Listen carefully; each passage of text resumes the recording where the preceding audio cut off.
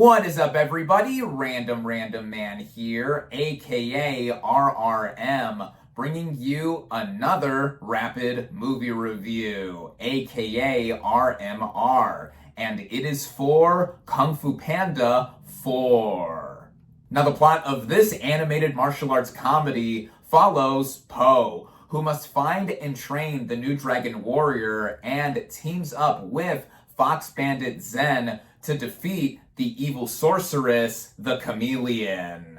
Returning to voice the titular character is Jack Black, and he is why many, including myself, really dug the initial trilogy of Kung Fu Panda films, with his very bubbly but very brave and bright charm stealing a lot of the movie, and this being one of his quintessential characters. We also have the return of other cast members like Dustin Hoffman as Poe's Master Shifu. James Hong and Bryan Cranston also return as Poe's respective adoptive and biological fathers, with their own B subplot in checking after Poe. Then the new players here include Awkwafina voicing Zen, who is this Fox character and the inadvertent partner to Poe in going to defeat the main villain. And she has a knack for her very distinctive voice and capabilities to really have a lot of inflections that go with the comedy and also just her own charm like Black has across the franchise. Other new players here include Ke Quan as the former mentor to Zen,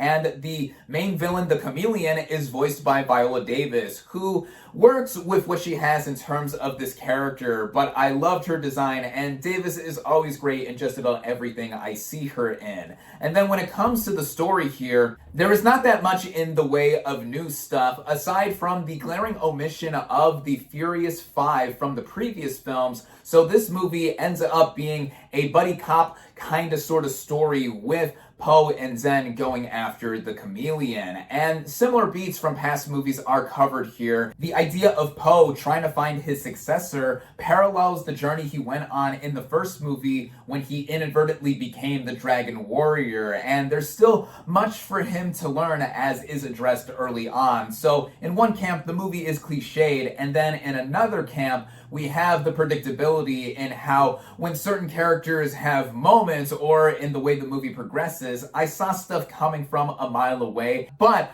I think there is enough diversion and entertainment value that had me, one, consistently chuckling along with the movie and also basking in its animation.